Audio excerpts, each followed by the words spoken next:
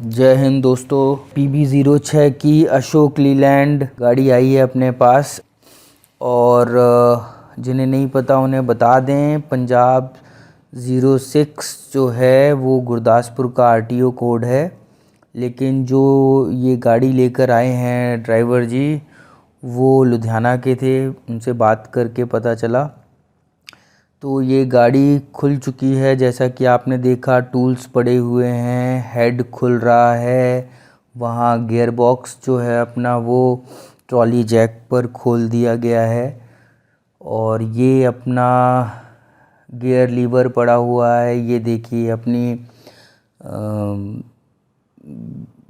Trolley Jack से gear box हटा रखा है। यहाँ पर हमारे भाई लोग इंजन का टॉप हेड खोल रहे हैं और जैसा कि अभी आप देख रहे हो फ्यूल इंजेक्टर्स को खोला जा रहा है और ये जो फ्यूल रिटर्निंग जो पाइप है उसके बोल्ट्स को खोल रहे हैं। तो आप एक ऊपर से अगर आप देखेंगे पूरा का पूरा जो सिस्टम है, एक इंजीनियरिंग फिल्म जैसा लगता है, साईफाई की तरह। और ये रहा हमारा प्यारा टर्बो चार्जर। तो टर्बो चार्जर के लिए कोई अलग वीडियो स्पेशल बनाएंगे, लेकिन आप ये सर्च कर सकते हैं टर्बो चार्जर का क्या इस्तेमाल है। यहाँ पर ये रही हमारी फ़ैन बेल्ट और ये हमारा फ़ैन वगैरह लगता है पहले ही खोल के रखा हुआ है, जैसे आपने शुरू में देखा फ़ैन पड़ा हुआ था। अब यहाँ पर अगर देखें तो ये बहुत स्पीड में काम हो रहा है। अब आते हैं ये हमारा फ्लाई व्हील हाउसिंग और साथ में ये हमारा क्लच और फ्लाई व्हील के बीच का जो एरिया था वो है। फिर से वापस से हेड अगर आप गौर से देखें तो आपको दिखेगा, इसमें ऑयल दिखेगा।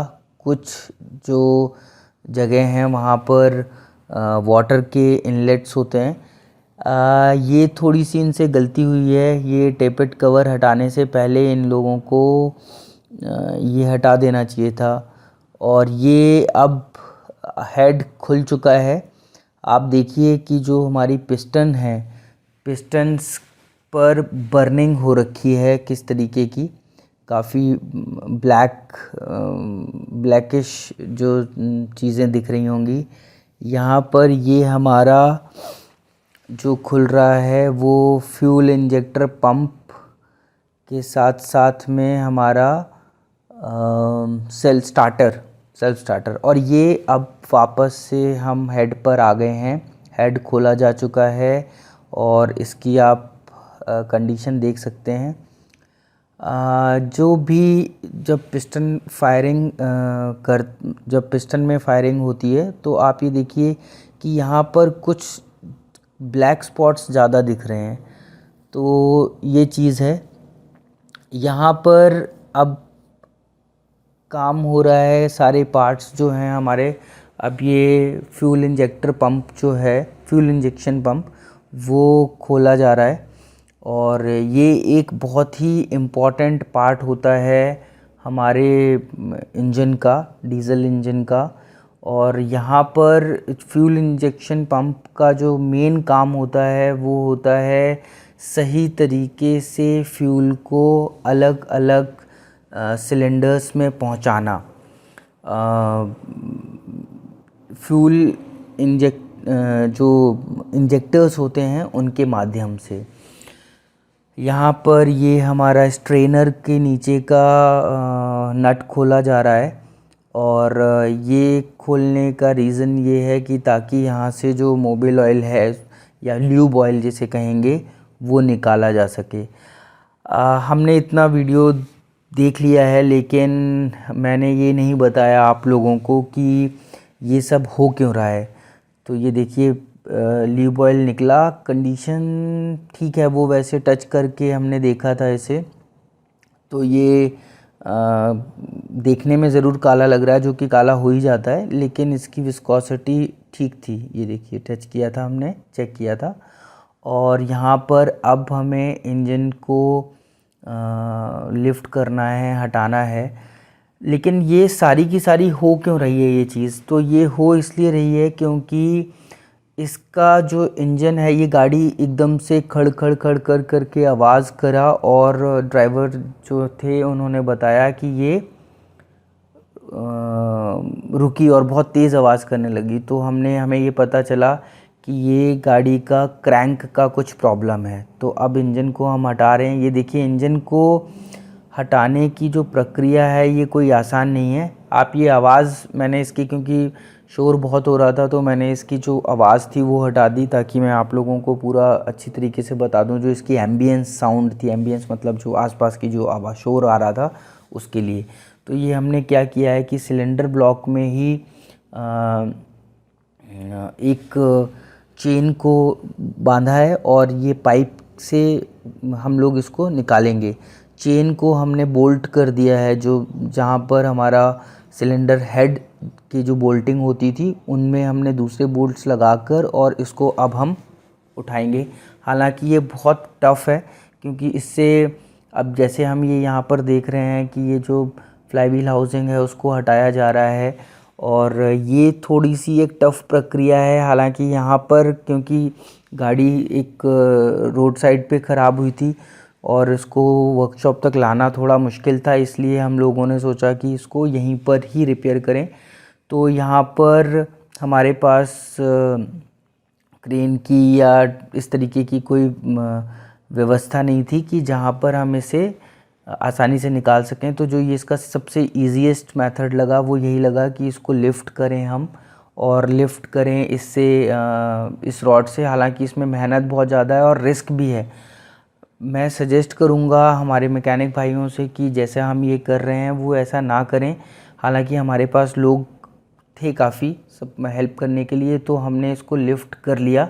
लेकिन ऐसा लिफ़्ट करने से काफ़ी सारे जो पार्ट्स हैं, अगर थोड़ा सा भी कहीं सिलेंडर ब्लॉक अगर है वो टच हो जाता है तो वो तोड़ सकता है उन पार्ट्स को। फॉर एग्ज़ाम्पल जैसे यहाँ पर स्टीयरिंग ऑयल का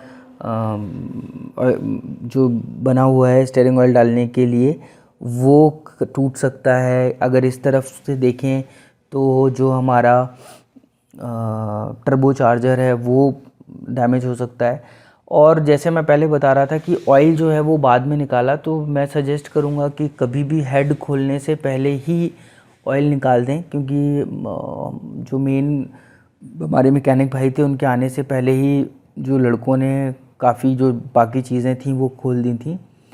अब अगर आप देख रहे हैं तो जैसे हम इंजन को निकाल रहे हैं, तो ये इकोमेट अशोक लीलैंड का जो है, इसका जो ये किनारे वाला एरिया है वो हालांकि काफ़ी अच्छा बनाया उन्होंने कि स्पेस काफ़ी ज़्यादा है। एक मैकेनिक आराम से काम कर सकता है और इजीली वो कर सकता है। अब देखिए यहाँ पर हमने ज़ोर लगाया था उसको उठाकर, फिर ये जो माउंट है कैबिन माउंट, उसके ऊपर हमने रेस्ट करा दिया ताकि थोड़ी दम मिले लड़कों को। और इसके बाद फिर अब हम लोग फिर से वापस से ज़ोर लगा रहे हैं और ज़ोर लगा के फिर हम इसको हटाने की कोशिश कर रहे हैं। दोस्तों सच बता रहा हूँ, मैंने एक हाथ में कैमरा पकड़ा हुआ था और एक हाथ से हेल्प कर रहा था मैं इन लोगों की, लेकिन ये बहुत ही टफ़ है। आप इसका अंदाज़ा नहीं लगा सकते कि इसका वज़न कितना ज़्यादा होगा। कम से कम मुझे लगता है कि 200 केजीज़ के आसपास इसका वज़न होगा। और इस टाइम पर ये हमने निकालने की जो कोशिश करी है, निकल तो गया है ये, और अब हमने धीरे से इसको रॉड को यहाँ पे रखा है। जब अगर आप लोग कभी इन इमरजेंसी कंडीशन में कभी ऐसा करें तो ये सुनिश्चित कर लें या एश्योर कर लें कि भाई सारी जो माउंटिंग्स हैं, बोल्टिंग्स हैं, वो बहुत ही अच्छे तरीके से करी हुई हैं, नहीं तो बहुत बड़ा एक्सीडेंट हो सकता है। तो अवॉइड करें इस तरीके से, और अगर कभी करना पड़े तो बहुत ही सेफ्टी के साथ। तो अब हमने इंजन उतार लिया है। वहाँ पर दरअसल एक दो जगह ऐसी थी जहाँ पर हम ये इसकी जो इंजन का जो नीचे वाला जो पॉइंट है इसको हम नहीं खोल पा रहे थे, और जो ये ऑयल के लिए जो जो स्पेस रहता है, ये देखिए स्ट्रेनर है। स्ट्रेनर में क्या होता है कि जहाँ पर ये ल्यूब ऑयल डला होता है, वो ल्यूब ऑयल इससे छन के ऊपर जाता है और पूरे इंजन में रोटेट करता है, उसको कूल करता है। यहाँ पर अब हम इसको खोल रहे हैं और ये जो इसकी क्रैंक है, जो मैंने आपको बताया था आवाज़ खड़ खड़ खड़ करके हुई थी, ये अब यहाँ पर हम देखेंगे कि क्रैंक शाफ्ट में जो कोई क्या प्रॉब्लम आई है या क्या दिक्कत हुई थी। तो इसको अगर हम देखें तो इसको अभी हम खोलने का प्रयास कर रहे हैं। यहाँ पर एक नट है, उसको लॉक करके, एक तरफ से लॉक करके और दूसरी तरफ से हम घुमाते हैं उसे। तो जब हम घुमाते हैं तब हम क्योंकि क्रैंक जो होती है, जब उसकी अगर कोई भी तरीके से टूटी हुई है या कुछ क्रैक है तो वो जाम हो जाती है। तो इसलिए पहले वहाँ पर बोल्ट से अभी इसका जो फ़ैन बेल्ट की जो ये पुली है, इसको हटाने का प्रयास है। इसके बाद इसको हटाने के बाद फिर यहाँ पर हम इसको लॉकिंग के लिए यूज़ करेंगे। तो ये जैसे आपने देखा, ये शाफ्ट आप देख रहे हैं, ये हमने हटा दिया है। यहाँ पर हम इसकी जो टाइमिंग प्लेट है, ये पूरी हटा दी है और यहाँ पर आप देखेंगे गियर्स का पूरा सिस्टम बना हुआ है एक साथ। ये गियर्स जो हैं ये अलग अलग चीज़ों को गवर्न करते हैं, जैसे कि जो मेन आप देख रहे हैं बीच में गियर है, ये फ्यूल पंप के लिए यूज़ होता है। एक गियर जो है वो टर्बो के लिए यूज़ होता है। एक गियर जो आप देख रहे हैं, ये जो हमारा फ़ैन चलता है उससे जो मेन शाफ्ट के साथ में, वो तो अभी हमने निकाला ही, आपने देखा। तो ये सारी चीज़ें, और ये जो इनकी टाइमिंग आप देख रहे हैं, यहाँ पर ये मार्किंग लगी होती है। ये छोटा सा जो गियर आप देख रहे हैं दो बड़े गियर्स के बीच में, तो यहाँ से ये सेटिंग होती है इनकी कि ये मूवमेंट कहाँ होगी, क्रैंक कहाँ जाएगा, पिस्टन कहाँ पर मूव करेगा, किस पोर्शन पर पिस्टन मूव करेगा। जिन लोगों को नहीं पता है हमारा फायरिंग ऑर्डर क्या होता है 1342, याद दिलाता हूँ। ये देखिए हमारी क्रैंक शाफ्ट कैसे यहाँ से क्रैक हुई है, पूरी टूट चुकी है। क्रैंक शाफ्ट दोस्तों बहुत महंगा पार्ट होता है हमारे इंजन का, और इस क्रैंक शाफ्ट के टूटने का एक मेजर कारण जो होता है वो हाई लोड या अचानक से ब्रेकिंग या किसी चीज़ में हिट होना होता है। और ये हमने एक दूसरी क्रैंक शाफ्ट अरेंज करी है, क्योंकि जो ड्राइवर साहब थे सिद्धार्थ जी, उन्होंने बोला कि भाई बजट नहीं है मेरे पास में, तो मेरे को कोई मार्केट से सस्ती या यूज्ड या स्क्रैप की क्रैंक शाफ्ट दिलाइए। तो ये हमने एक अरेंज करी है। इसकी अप्रॉक्सीमेटली जो नई क्रैंक शाफ्ट है उसकी कॉस्ट जो है वो लगभग 35,000 के करीब होती है, और ये हमने लगभग 12-13 हज़ार की हो पाई अरेंज। ये आप क्रैंक शाफ्ट देखेंगे तो हम पहले इसको क्लीन कर रहे हैं, क्योंकि ये स्क्रैप से लेकर आए हैं। हमने सारी चीज़ अपनी तरफ से इंस्पेक्ट करी और कि ये काम करेगी कि नहीं, तो हमें ये मिली। और इसमें आप देखेंगे ये होल्स होते हैं, बाकी ये बीच में जर्नल्स कहते हैं उन्हें, ल्यूब्रिकेशन के लिए। ये अभी आप वापस से जो सिलेंडर ब्लॉक है उसको देख रहे हैं। सिलेंडर ब्लॉक में हम क्या करते हैं, ये देखिए बुश बियरिंग्स कहते हैं इनको, यहाँ पर ये लगाई जाती हैं ताकि ये इजीली हमारी जो क्रैंक शाफ्ट है, ये इसका मटेरियल बहुत शानदार होता है। ये मटेरियल से ये अभी हम ऑयल लगा रहे हैं ताकि हमारी जो क्रैंक शाफ्ट है, हम यहाँ पर इसको फिक्स करेंगे। ये बियरिंग का काम करता है, और ये हम अपनी क्रैंक शाफ्ट को लेकर आ गए हैं। अब हम इसको फिक्स कर रहे हैं, ये जो हम नई क्रैंक शाफ्ट लाए हैं। तो मैं वही बता रहा था कि ये जो क्रैंक शाफ्ट हम लेकर आए, इसको हमने चेक किया, साफ़ किया। इसके जो होल्स आप बीच में देख रहे हैं क्रैंक शाफ्ट के बीच में, ये लुब्रिकेशन के लिए ये होल्स होते हैं, और क्रैंक शाफ्ट कंटिन्यूसली चलती रहती है। इसके बीच में जहाँ होल्स हैं, यहाँ पर जो बिग एंड होता है कनेक्टिंग रॉड का पिस्टन का, वो लगता है। तो इसलिए लुब्रिकेशन के लिए ये ऑयल होता है। इसमें ल्यूब ऑयल फ़्लो करता है, जिसको आप म्यूबिल ऑयल या ऑयल कहते हैं। अब यहाँ पर इसको ये कुछ जो इसके हिस्से हैं उनको टाइट किया जा रहा है। पिस्टन के जो कनेक्टिंग रॉड होती है उसको टाइट करने के लिए ये जैसे हमारे भाई जी ने पकड़ा हुआ है उसको एक तरफ दो बोल्ट्स के साथ में, वो इसलिए ताकि वो मूव ना करे, और इसकी ये लॉक कर दिया उन्होंने हैमर के साथ में ताकि ये अच्छा ये जो घुमा रहे हैं ये घुमाना हाथ से थोड़ा मुश्किल होता है, क्योंकि जब हम इसकी सेटिंग कर रहे होते हैं तो इसको काफ़ी टफ़ होता है। अब यहाँ पर ये थ्रस्ट बियरिंग्स लगा रहे हैं। ये थ्रस्ट बियरिंग्स जो हैं इनको लगाने का तरीका ये होता है कि जो ये अंदर की तरफ की साइड लगते हैं, जब आप खुद अपने हाथ से काम कर रहे होंगे तो आपको अंदर एक इनके वो दिखेगा। अब जैसे ये रौनक भाई जी जब इसको इधर की तरफ कर रहे हैं वो इसलिए कर रहे हैं, वो ये चेक कर रहे हैं कि क्या किस तरीके से वो उसकी जो सेंट्रल अलाइनमेंट प्रॉपरली हो। यहाँ पर नदीम भाई इसको फिर से वापस से लुब्रिकेट करने के लिए ऑयल लगा रहे हैं ताकि ईज़िली इसकी जो फिक्सिंग है वो बहुत ईज़िली तरीके से हो जाए और आसान तरीके से हो जाए। तो जब हम ये चीज़ें करते हैं और इस तरीके से जब हम इन सारी चीज़ों को फिक्स करते हैं, ये जैसे थ्रस्ट बियरिंग ये वाला जो आप हिस्सा देख रहे हैं जहाँ पे ग्रूव सा दिखा आपको, वो ग्रूव अंदर की तरफ रहेगा। और इसका मेन पर्पस जो होता है वो यही होता है कि वो देखने में तो बहुत छोटा सा ग्रूव लग रहा है, लेकिन इसका मेन पर्पस होता है कि जो ऑयल है वो अंदर तक जाए और एक पतली सी लेयर बनाए इन सारे मेटालिक कंपोनेंट्स के बीच में। क्योंकि जो ये लेयर बनाएगा, ये लेयर क्या करेगी, ये लेयर जो वियर एंड टीयर है, मतलब जो इसका जो घिस सकती हैं जो चीज़ें मैकेनिकल कंपोनेंट्स जो हैं उन बचाए, वो ऑयल की ये फ्रिक्शन को कम करती हैं। और जो क्रैंकशाफ्ट है, क्रैंकशाफ्ट बहुत ही ऐसे तरीके से घूमनी चाहिए, फ्रीली घूमनी चाहिए, ताकि ये किसी भी तरीके का लोड हमारे इंजन पे ना पड़े।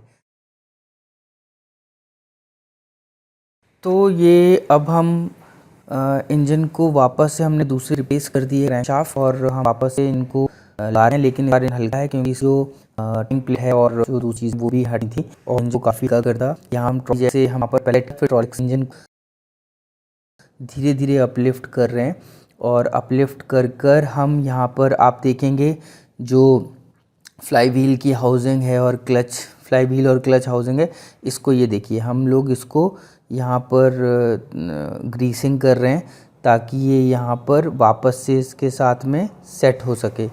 ये वही प्रोसीजर हमने अपनाया है वापस से, लेकिन इस बार इंजन हल्का है तो ईज़िली यहाँ पर चला जाएगा। एक चीज़ आप लोगों को ध्यान रखनी है कि कोई भी ऐसा हिस्सा ना रहे, क्योंकि बहुत कॉम्प्लिकेटेड चीज़ें होती हैं, बहुत वायर्स होती हैं, सेंसर्स लगे हुए होते हैं, कि कोई भी ऐसा हिस्सा ना रहे जो किसी भी तरीके से किसी चीज़ को डैमेज करे, क्योंकि बहुत हैवी मटेरियल होता है ये सारा पार्ट्स का। अब यहाँ पर हमने बीच में आप देखेंगे तो हमने एना बॉन्ड लगाकर और उसको फिक्स कर दिया है। ये अब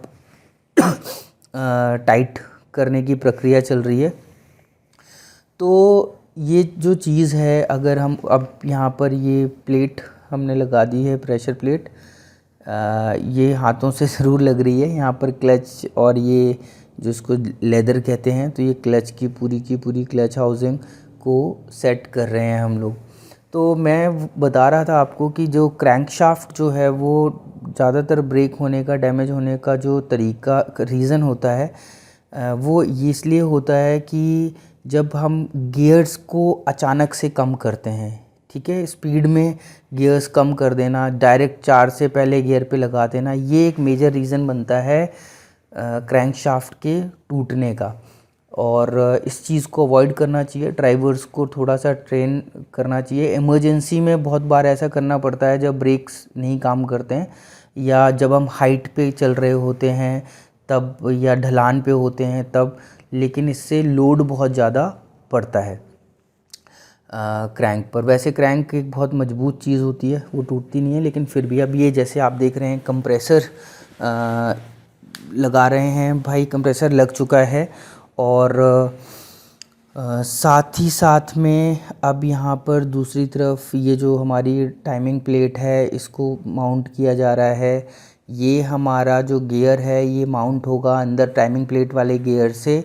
टाइमिंग गियर्स जो हैं उनके साथ में ये फ्यूल इंजेक्शन पंप जो है उसके साथ यहाँ पर ये होगा। ये आप देख रहे हैं एक नॉब टाइप की लगी हुई है। ये जब ऑयल जब हम नया इंजन वो कर बना देते हैं जब इंजन को, तो उसको दबाने से हमारा फ्यूल आता है, फ्यूल सक करता है वो। और ये हमारी वाटर बॉडी रही, इसको हमारे भाई जी लगा रहे हैं और इसको सेट करने की प्रक्रिया चल रही है। टफ़ काम है, मैकेनिक होना, ऑटो मैकेनिक होना is not a easy job.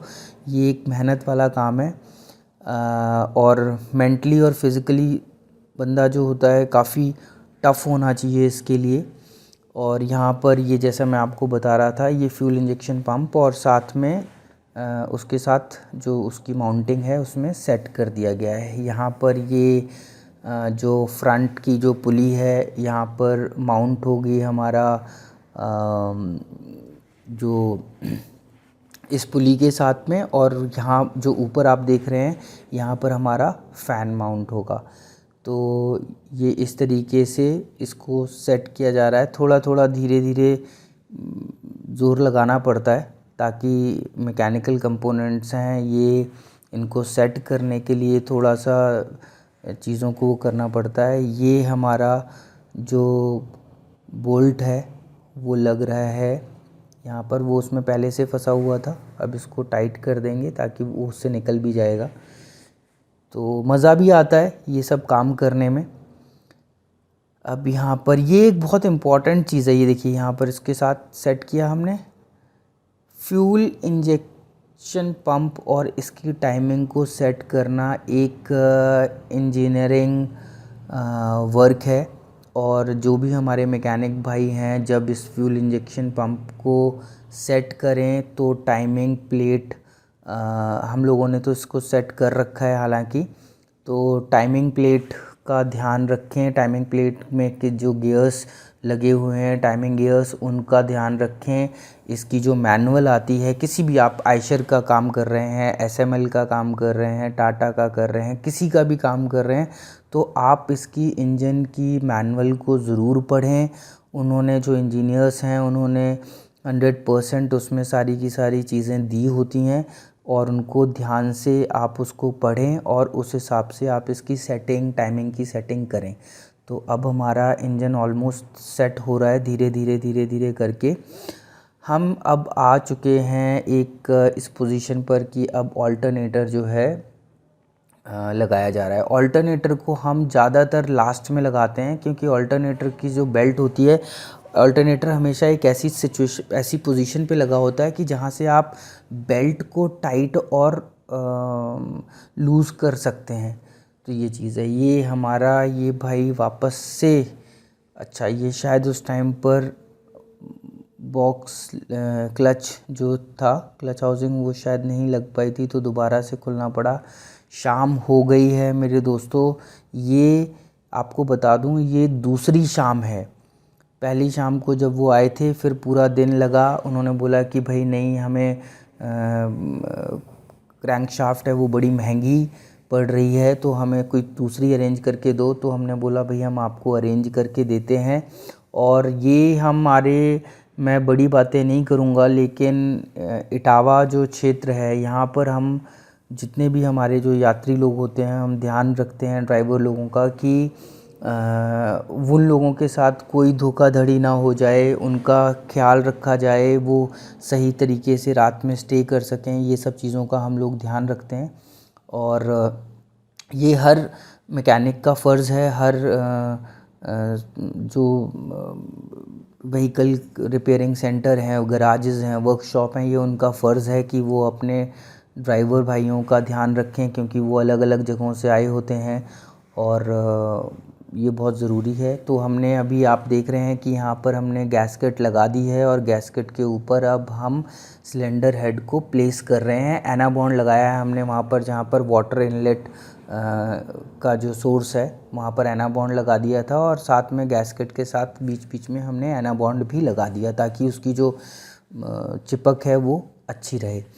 अब यहाँ पर हम इनकी चीज़ें सेट सही तरीके से अब हम फिक्स कर रहे हैं वापस से। यहाँ पर हम कैम शाफ्ट को पुट कर रहे हैं, रॉकर्स को लगा रहे हैं। इसको भी प्लेस करना एक भाइयों बहुत समझदारी का काम है कि यहाँ पर हम जो वॉल्व्स हैं, वॉल्व स्प्रिंग्स हैं और वॉल्व टिप्स हैं और ये रॉकर्स हैं और जो ये कैम शाफ्ट है, इसकी पूरी की पूरी बहुत सही तरीके से प्लेसिंग होनी चाहिए। अब जैसे हम ये जो टिप्स वगैरह हम सेट कर रहे हैं, क्योंकि सारा का सारा जो खेल है इंजन का, वो खेल यहीं से शुरू होता है और यहीं इसी की वजह से जो फायरिंग है, फायरिंग जिस तरीके से होनी है, जो वॉल्व्स को ऊपर कब जाना है, अंदर कब जाना है, इनलेट आउटलेट, और प्रॉपर अंदर जो है वो प्रेशर क्रिएट करना। जब प्रेशर क्रिएट होगा अंदर, तभी जो डीज़ल है उसकी पूरी पावर मिलेगी। उसका कंप्रेशन जब प्रॉपर तरीके से वर्क करेगा तभी उसको पावर मिलेगी और हमारा इंजन जो है अच्छा परफॉर्म करेगा। तो उसके लिए जो इनकी जो टाइमिंग है, जिस तरीके से इंजीनियर्स ने इसको डिज़ाइन किया है, प्रॉपरली हमें भी उसी तरीक़ों चीज़ को रेप्लिकेट करना होता है। और बहुत ज़रूरी होता है कि हम ये किस तरीके से इसकी जो सेटिंग है वो करें। इसका जो टाइटनिंग ऑर्डर होता है हेड का, वो भी बहुत इम्पॉर्टेंट होता है। हम सेंटर से शुरू करते हैं, 5 number, 4 number, 3 number, 2 number, 1 number, इस तरीके से सेंटर से शुरू करके और फिर हम बैक की तरफ जाते हैं। तो इस चीज़ को हमें ध्यान रखना बहुत ज़रूरी है। अब हम जैसे हम यहाँ पर टाइट कर रहे हैं इसको, तो टाइट करते टाइम भी हमें इन चीज़ों का ध्यान रखना है। ये वापस से क्लच जो है वो भाई ने सेट कर दिया है और उस टाइम पे शायद कुछ प्रॉब्लम आ गई थी, तो इसलिए उसको दोबारा से खोलना पड़ा था इसे। और अब यहाँ पर आपको बता दूँ, इस टाइम पे रात के 10 बजे हुए हैं और यहाँ पर काम चले जा रहा है, क्योंकि जो ड्राइवर साहब हैं वो बहुत जल्दी में हैं और उनको जल्दी क्या है, एक जब खर्चा होता है और नुकसान होता है, समय की बर्बादी होती है, तो व्यक्ति को लगता ही है कि काम जल्दी हो। तो हम लोग भी लगे हुए थे और यहाँ पर ये सेंसर है, फ्लाई व्हील के ऊपर लगता है। तो ये चीज़ें अब यहाँ पर हम लोगों ने क्या शुरू किया है कि यहाँ पर हम जो ये आप देख रहे हैं, हम स्क्रू ड्राइवर से उसको जो फ्लाई व्हील है उसको हम आगे की तरफ कर रहे हैं।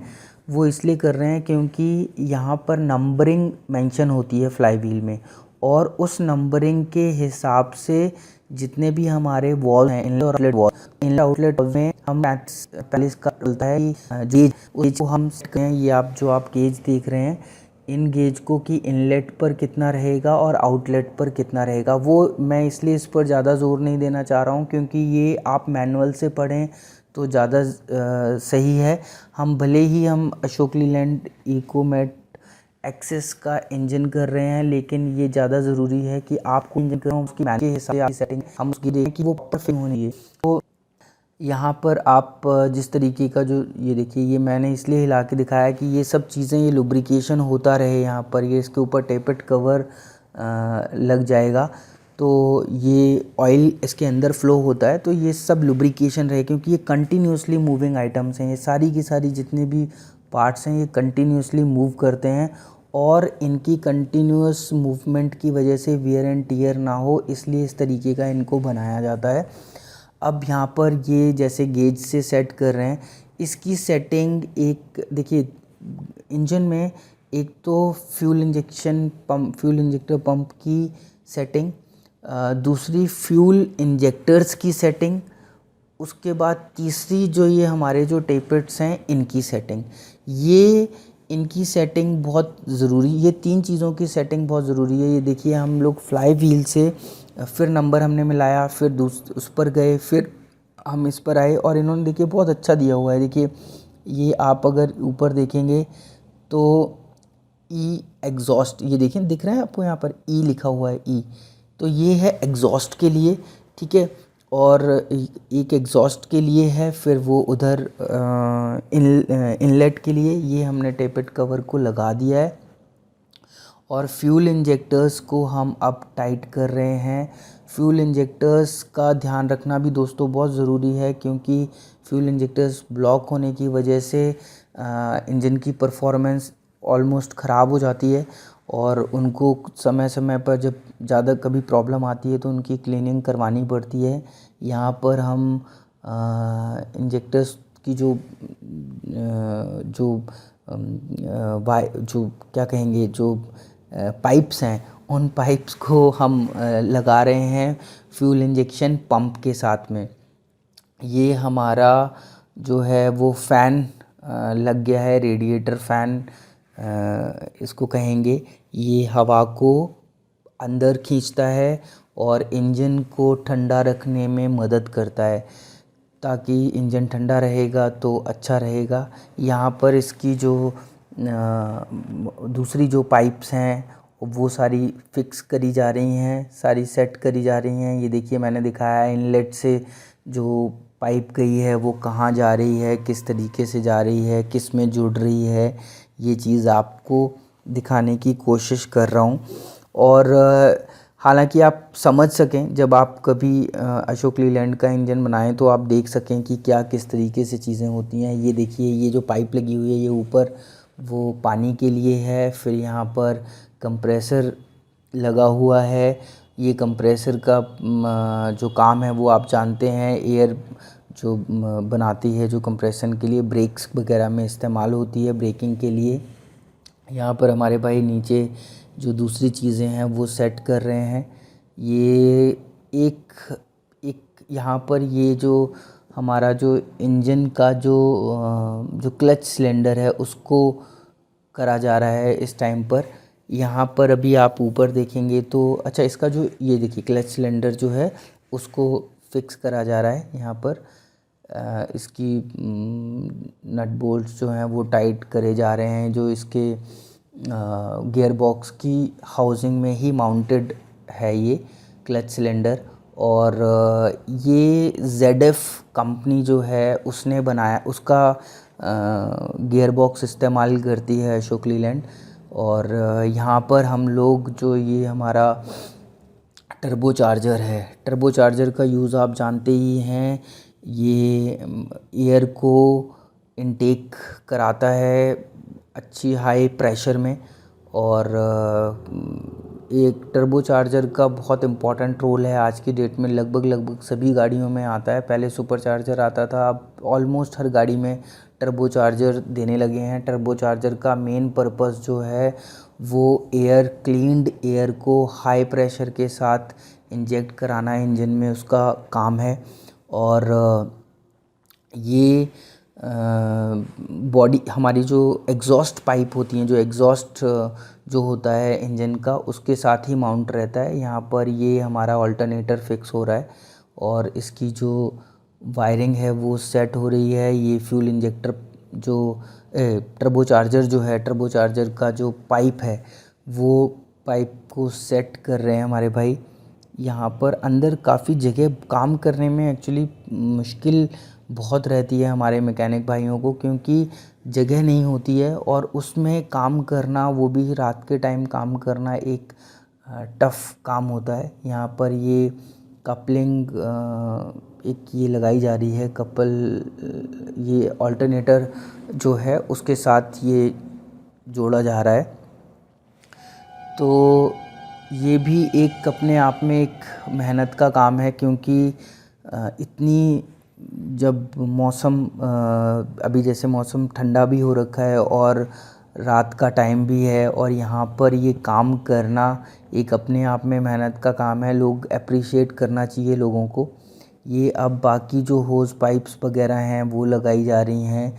ये हमारी जो इनटेक जहाँ पर है, इनटेक जो एयर इनटेक का है, वहाँ पर ये पाइप्स लगाई जा रही हैं। और ये आप जो देख रहे हैं, अगर आप फ्रंट से जब इंजन माउंट वो हो जाएगा तब आप देखेंगे तो आपको पता चलेगा कि ये जो चीज़ है, ये पूरा का पूरा सिस्टम एक किस तरीके से बनाया जाता है कि जो हवा है, जो मतलब हम एटमॉस्फेरिक जो एयर हम लेते हैं, उस एयर को किस तरीके से ठंडा करा जाता है, किस तरीके से रेडिएटर के माध्यम से ठंडा करके हम उसको अलग अलग इस्तेमाल करते हैं उस चीज़ को।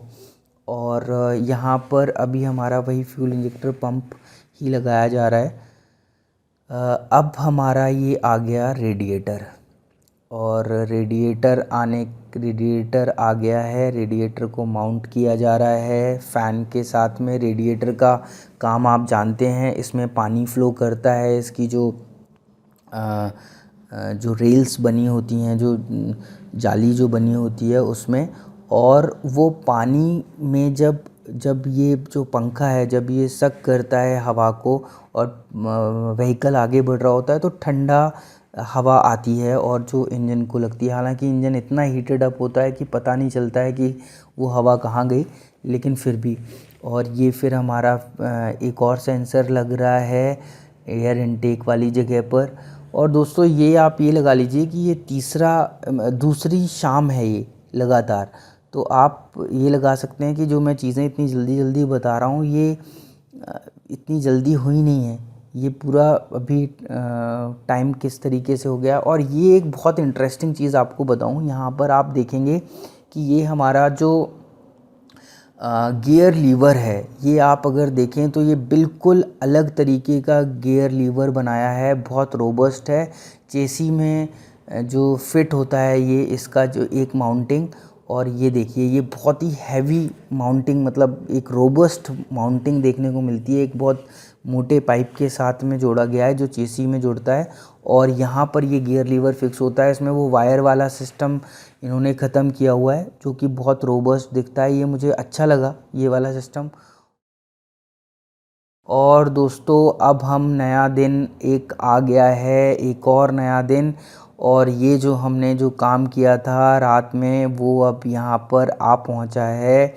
आप ये देखिए, रात में हमने जितनी भी चीज़ें सेट की थी वो ये आ गई हैं। ये इंटरकूलर आपने देखा होगा फ्रंट में, इंटरकूलर जो अभी दिखाया था वो रात में मैं दिखा नहीं पाया था। इंटरकूलर का जो रेडिएटर के आगे लगा हुआ है, और इंटरकूलर का पर्पस होता है एयर मूव करती है उसमें से, और एयर को कूल करने के लिए इस्तेमाल होता है, जो टर्बोचार्जर में जाती है, टर्बोचार्जर से जाती है। तो अब यहाँ पर ये आप पूरा सेटअप आप देख सकते हैं किस तरीके से बना हुआ है। और टर्बोचार्जर से जाके एयर इंटरकूलर से होके फिर इनटेक, यहाँ पर इनटेक एयर इनटेक होता है यहाँ से, और ये जाता है। और ये अब दिन में आप देखिए ऑलमोस्ट पूरा अभी रोशनी में दिख रहा है, सिस्टम पूरा सेटअप हो गया है। ये दोस्तों ये जो इंजन ऑयल है ये डाला जा रहा है, ल्यूब ऑयल जिसे कह सकते हैं, मोबिल ऑयल कह सकते हैं। ये एक्चुअली वही जो हमने निकाला था वही डाला जा रहा है, क्योंकि सरदार जी ने बोला कि भाई आप वो इस्तेमाल कर लीजिए, क्योंकि मैंने अभी हाल फिलहाल में ही डलवाया है, तो हमने वही यूज़ किया। और उनका बजट भी दिक्कत कर रहा था, तो हमने बोला कि कोई दिक्कत नहीं है, जैसा हमारे जो ड्राइवर हैं वो बताएंगे वैसा ही होगा। और वो ड्राइवर के साथ इस गाड़ी के ओनर भी थे, उन्होंने ये कुछ साल पहले सेकंड हैंड गाड़ी ली थी, और ये उसको चला रहे थे, अपना खुद ही काम कर रहे हैं। तो ये भी एक अच्छी चीज़ है आज की डेट में। अब यहाँ पर ये हमारा जो गियर लीवर है वो सेट हो गया है गियर बॉक्स के साथ में। ये मैं आपको दिखाता हूँ अंदर बैलो के अंदर क्या चीज़ है, किस तरीके से रहता है। ये इस टाइप से एक सेटअप बना हुआ रहता है। और अभी हम लोगों ने क्या किया कि भाई अब इंजन जब पूरा सेट हो गया, तेल वेल डाल दिया उसमें, सारी चीज़ें कर दी हैं, तो इंजन को स्टार्ट करने की हम कोशिश कर रहे थे। और इंजन स्टार्ट होने में थोड़ी सी दिक्कत आ रही थी। और यह हमने क्या किया, हमने चेक किया कि फ्यूज़ हम चेक करें कि कहीं फ्यूज़ का तो कोई मसला नहीं है, कोई प्रॉब्लम नहीं है, कोई ऐसा नहीं है कि उसकी वजह से कोई दिक्कत आ रही हो, जो कि आपको भी देखनी चाहिए। फिर हमने बैटरी को चेक किया कि बैटरी की वायर्स ठीक हैं। हमने बैटरी को डायरेक्ट किया स्टार्टर से, और बैटरी को डायरेक्ट करने के बाद ये आप देख रहे हैं, ये हम इनटेक में, एयर इनटेक में हम थोड़ा सा पेट्रोल रखा हुआ है। ये एक ट्रिक होती है जो जिससे क्या होता है कि ईज़िली इग्नाइट होता है, इग्निशन जो है वो बहुत जल्दी होता है। और ये हमारा इंजन स्टार्ट हो गया है जी, और ये इंजन हमारा स्टार्ट हो गया है और हम एक्सेलरेट कर रहे हैं। यहाँ पर मैं आपको दिखाता हूँ धुआं किस तरीके का निकल रहा है। इसमें शायद अंदर मॉइस्चर था तो मैंने पहले उसको और फेंकने के बाद मॉइस्चर को ही आपने थोड़ा वहाँ पे डार्क हुआ सब कुछ धुआं रहा है और पानी में फेंका, तो ये हो जाए वह जो है वो कंडेंसेशन की वजह से जो मॉइस्चर है वो बाहर निकला हो। और अभी इंजन हमारा जो है वो चल रहा है लेकिन आवाज़ कर रहा है थोड़ी ज़्यादा, तो उस आवाज़ के लिए अब वापस से चीज़ों को देखा जा रहा है कि क्या करना चाहिए, हमें किस तरीके से करना चाहिए। सारी पाइप सारी लग चुकी हैं, इनटेक है, एग्जॉस्ट हैं, सारी माउंटिंग्स को सब कुछ सेट कर दिया गया है, टाइट कर दिया गया है प्रॉपर तरीके से। सारी A to Z सारी चीज़ें इंस्पेक्ट करी गई हैं सारे मैकेनिक्स के द्वारा। कपलर्स जितने हैं उनको, सेंसर्स हैं उनको, सब चीज़ों को हम लोगों ने चेक कर दिया। अब इंजन को एक बार हम दोबारा से देख रहे हैं, वापस से स्टार्ट करा है और स्टार्ट करने के बाद देख रहे हैं कि किस तरीके से आवाज़, इसकी जो ज़्यादा आवाज़ है वो कहाँ से आ रही है, किस वजह से आ रही है। तो हम ये जो इम्पोर्टेंट जो चीज़ है यहाँ पर वो ये भी देखिए, इंजन की आवाज़ भी बताती है कि इंजन हमारा कैसे बिहेव कर रहा है, क्या प्रॉब्लम आ रही है उसमें, क्या दिक्कत आ रही है। जो हमारा जो ड्राइवर है वो जब गाड़ी को लेकर जाए तो उसे कोई किसी तरीके की परेशानी ना आए, तो ये देखना बहुत ज़रूरी है। तो हमने वापस से देखिए ये हमने क्या किया, हमने फ्यूल इंजेक्टर्स को वापस से रीसेट किया है। और काफ़ी बार ऐसा होता है टाइमिंग, इसमें थोड़ा टाइमिंग की भी इशू था जो भी हमने सॉल्व कर दिया उसको। और एक पाइप जो थी वो मिसिंग थी, उसको हमने वहाँ पर फ्यूल इंजेक्टर पंप के साथ में लगती है सेंसर के साथ में, वो हमने सेट करी। फ्यूल इंजेक्टर्स को हमने वापस से हम इसको ऑयल निकाल के थोड़ा सा लूज़ करके और फिर हमने वापस से इसको टाइट किया है। ये सब छोटी मोटी ट्रिक्स होती हैं जो ऑलमोस्ट जो एक्सपीरियंस मैकेनिक्स हैं उनको ये पता होता है कि हम किस तरीके से इस चीज़ को हैंडल करें। लेकिन मैंने जो अपना जो मेरी चीज़ें रही नोटिस किया है वो यही है कि आप मैनुअल के हिसाब से चलें, आप उस व्हीकल के मैनुअल सर्विस इंजीनियर्स के संपर्क में रहें और उनसे ही सपोर्ट लेकर आप अपने व्हीकल को कोशिश करें कि मैकेनिक्स भाई जो हैं उसको चलाएं। और ये हमारा जो इंजन है वो अब बन चुका है। अगर आपको हमारा काम पसंद आ रहा है तो आप हमारे इस चैनल को प्लीज़ लाइक करें, सब्सक्राइब करें, फेसबुक पर, इंस्टाग्राम पर हमसे जुड़ें। और साथ ही साथ जो भी आपके जो दोस्त हैं मैकेनिक्स हैं उनमें भी हमारे चैनल के बारे में बताएं। और इटावा, औरैया, फ़रुखाबाद, फ़िरोज़ाबाद, ये जितने भी एटा, मैनपुरी, ये जितने भी ज़िले के आसपास के मैकेनिक भाई हैं वो लोग भी हमसे हमारे चैनल के माध्यम से जुड़ें।